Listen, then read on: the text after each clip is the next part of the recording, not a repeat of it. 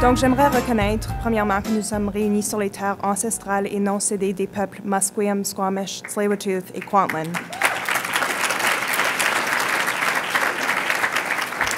Alors, comme vous a dit, je m'appelle Sophie Brassard et je suis ici pour vous donner un petit résumé de ma vie, mais plus précisément, vous parler de mon parcours linguistique et identitaire en tant que jeune d'ici qui a fait son parcours scolaire au CSF et qui a ensuite passé par les activités du Conseil jeunesse.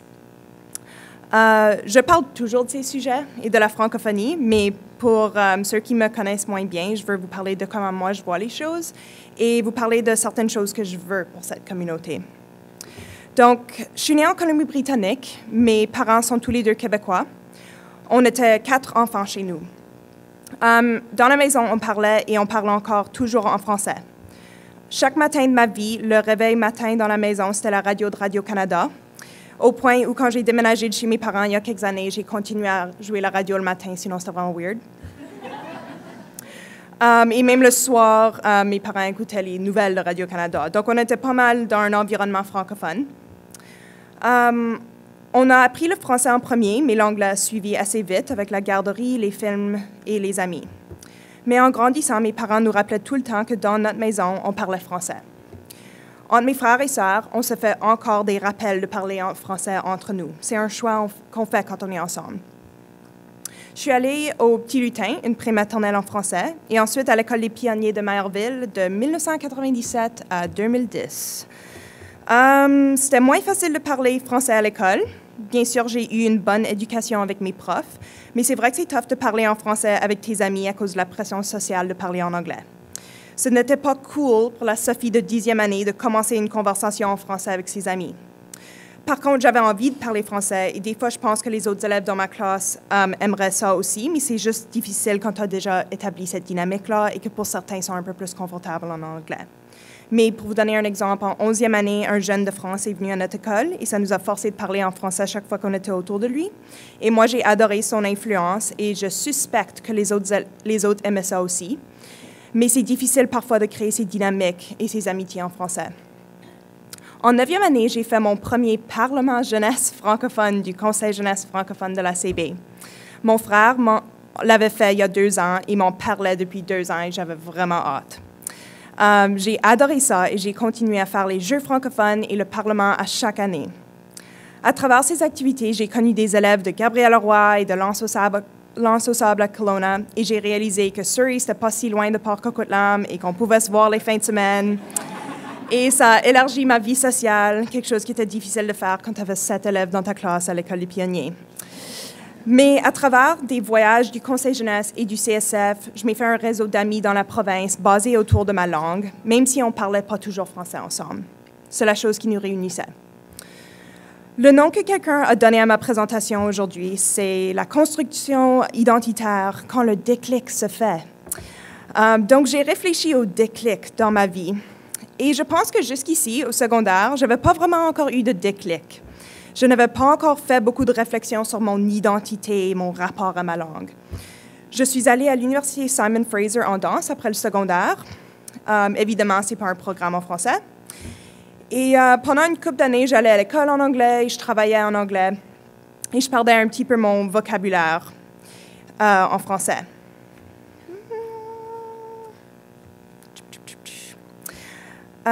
Excusez, j'ai perdu ma place. OK.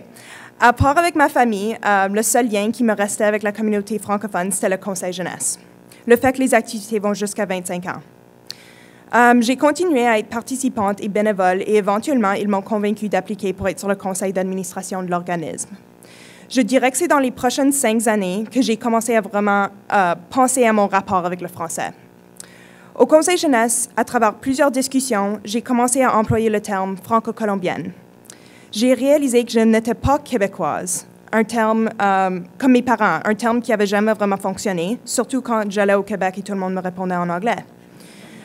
Je n'étais pas française comme certains de mes profs et je n'étais pas non plus juste anglophone. Mais maintenant, il y avait un terme qui voulait englober mes expériences et me réunir aux autres jeunes autour de moi. Et c'est vraiment puissant de découvrir cette identité-là et de ressentir une fierté pour mon identité unique et de ne plus penser que je ne suis pas assez québécoise. Et de réaliser que mon accent, ce n'est pas un accent anglophone, comme on me l'a dit toute ma vie. Par contre, je veux être vraiment claire que ce terme-là, ce n'est pas nécessairement pour quelqu'un qui est né ici. Mes parents sont en Colombie-Britannique depuis 30 ans et pour moi, ils sont franco-colombiens. Ce terme inclut tous les gens d'expression française, pas francophones, francophiles, mais qui parlent français et qui vivent en CB ou ont vécu en CB, et peut-être aussi qui aiment cette langue et cette communauté. Au Conseil jeunesse, quand on parle de ce terme, on parle de quelque chose de vraiment inclusif et de différents accents, pas un accent franco-colombien, mais de plein d'accents et de plein de différentes origines aussi. Donc, j'ai éventuellement été vice-présidente à la Fédération de la jeunesse canadienne-française et j'ai rencontré des jeunes de partout au Canada. Et une des choses que j'adore des autres provinces, c'est comment les gens adorent leurs termes pour leur francophonie, comme par exemple « françaisquois ». Un de mes rêves pour notre communauté, c'est qu'on trouve un terme qu'on aime et qui nous distingue et nous réunit. Ça peut être franco-colombien, mais c'est pas aussi le fun que françaisquois. Donc, j'aimerais donner le mandat à quelqu'un de trouver un meilleur mot. En Saskatchewan, c'est les jeunes qui ont inventé le terme françaisquois, donc peut-être que c'est au Conseil jeunesse de le faire. Et pendant que je suis sur ce sujet, les Françaisquois ont un compte Instagram appelé Fransask Memes, qui est vraiment drôle. Donc, une autre chose que je veux pour notre communauté, c'est que quelqu'un de plus drôle que moi crée un compte pour la CB et je lance ça comme ça. Une autre chose à laquelle j'ai été sensibilisée au Conseil jeunesse et à la FJCF, c'est l'insécurité linguistique, dont on parle de plus en plus. J'en ai beaucoup parlé et des fois, je suis honnêtement tannée de m'entendre, mais c'est réel et ça affecte ma vie.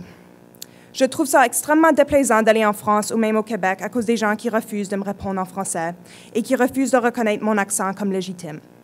Je vais à Montréal dans une semaine et je me prépare déjà mentalement au fait qu'au moins 10 fois par jour, je vais avoir besoin d'expliquer que oui, je suis francophone, c'est ma première langue, non, j'ai pas envie de vous parler en anglais, yada, yada, yada. C'est usant et irritant et ça me fait beaucoup de peine à chaque fois que j'y vais.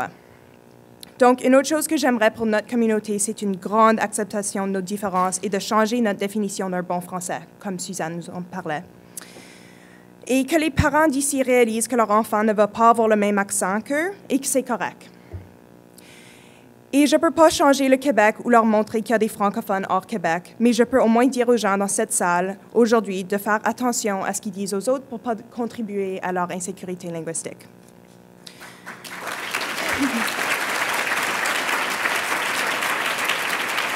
Merci. Donc, depuis les dernières années, j'ai fait beaucoup de choix dans ma vie pour faire des choses en français. J'ai organisé des soirées francophones à chaque mois qui s'appellent les 6 à 8 Franco du Conseil jeunesse. Et ça me permet de voir mes amis à chaque mois et rencontrer énormément de nouvelles personnes.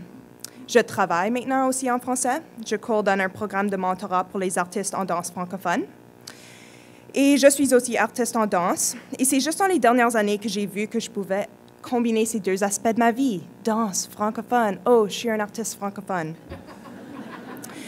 Et tu vois, ça c'est un autre déclic que j'ai fait. Mais tous ces déclics sont arrivés pour moi des années après le secondaire avec l'aide du Conseil jeunesse. Mais je pense que ça pourrait arriver même plus tôt si le Conseil jeunesse et les liens entre le CSF et la communauté restent forts. Les 3 projets que le CSF a cancellés cette année, la Grande Traversée, la Ligue d'improvisation et le concours d'art Crescendo rapprochaient les jeunes d'une communauté francophone plus large que leur école. Si j'avais eu le concours Crescendo, un concours d'art de la scène provinciale, quand moi j'étais au secondaire, j'aurais pu avoir une formatrice en danse qui était une artiste en danse dans la communauté et j'aurais pu voir un exemple d'une personne qui travaille dans ce métier en français. Des modèles de gens comme eux, c'est essentiel pour que les jeunes puissent même penser que c'est une option de travailler, étudier et vivre en français après le CSF. Mais tout cela pour dire de ne pas paniquer si votre enfant ne parle pas toujours français au secondaire ou aux activités du Conseil jeunesse, mais de faire confiance que des fois, ça va prendre quelques années de plus pour avoir tous ces déclics. Mais le plus on les garde impliqués et leur donne des exemples de gens comme eux, le plus ils voudront rester et qu'ils pourront faire ces réalisations. Donc, finalement, juste pour résumer toutes les choses que je veux pour cette communauté. Une communauté unie et inclusive qui se réunit autour d'un terme comme franco-colombien, mais potentiellement plus le fun. Un compte Instagram qui me fait rire. Et que le Conseil jeunesse ait un budget de millions de dollars et soit en charge du pays au complet parce qu'ils font tellement un bon travail. Merci.